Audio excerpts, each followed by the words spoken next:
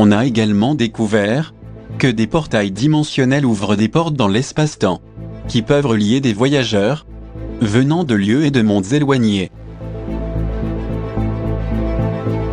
Une équipe de scientifiques de l'université de l'Iowa, aux États-Unis, vient de découvrir que de tels portails existent bel et bien. Situés dans la magnétosphère terrestre, ils assurent la connexion entre les champs magnétiques de notre planète et du Soleil, séparés par des millions de kilomètres. Ces points d'accès magnétiques, qui ont été baptisés points X, sont formés par un processus de reconnexion magnétique. Ils sont créés lorsque les lignes de force magnétique du Soleil et de notre planète se croisent.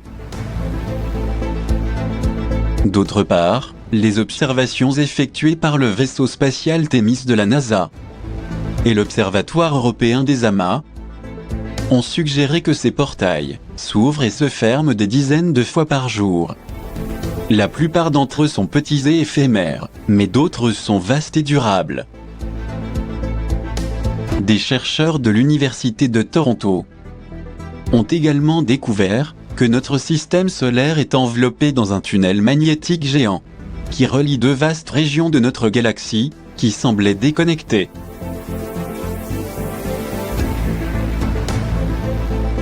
Cela serait utile pour mieux comprendre le fonctionnement des champs magnétiques de l'univers et la manière dont ils affectent le comportement et l'évolution des galaxies, ainsi que le voyage stellaire des êtres issus de mondes évolués. Des voyages stellaires connus sous le nom de pont d'Einstein-Rosen, ou trou de verre, qui relient deux points différents de l'espace-temps, créant théoriquement un raccourci, qui pourrait réduire le temps et la distance des voyages.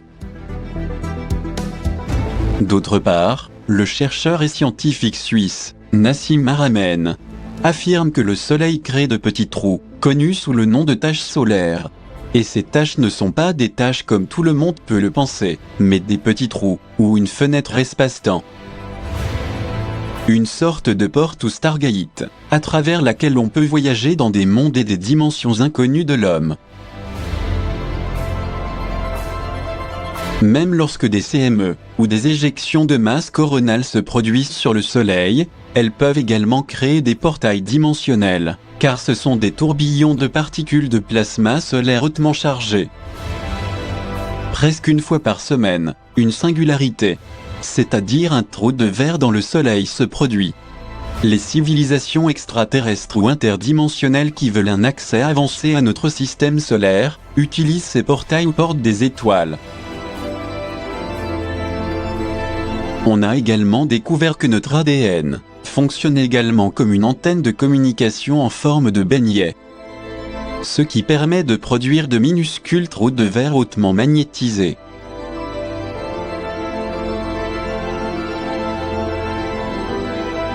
Nous parlons d'imperceptibles tunnels ou portails interdimensionnels, qui sont similaires en miniature au grand portail d'Einstein-Rosen, qui sillonne l'univers fractal.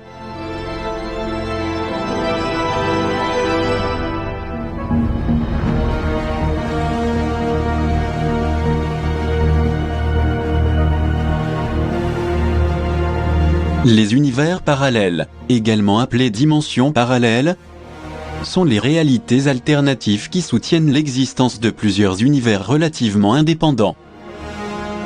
La somme de tous les univers parallèles potentiels qui constituent la réalité est appelée multivers. Platon a profondément réfléchi aux réalités parallèles. Et dans l'ancienne mythologie hindoue, dans des textes tels que les Puranas, une infinité d'univers ont été représentés, chacun avec ses propres dieux.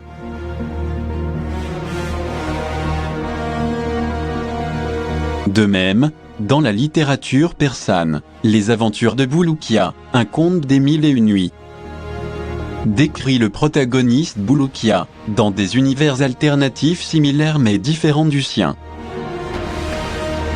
En 2007, le physicien du laboratoire de physique subatomique et de cosmologie de Grenoble, Aurélien Barraud, a déclaré qu'il y a de bonnes raisons de considérer sérieusement l'interprétation des mondes multiples. une interprétation curieuse des univers parallèles, ou autres mondes. Et le paradoxe du chat de Schrödinger.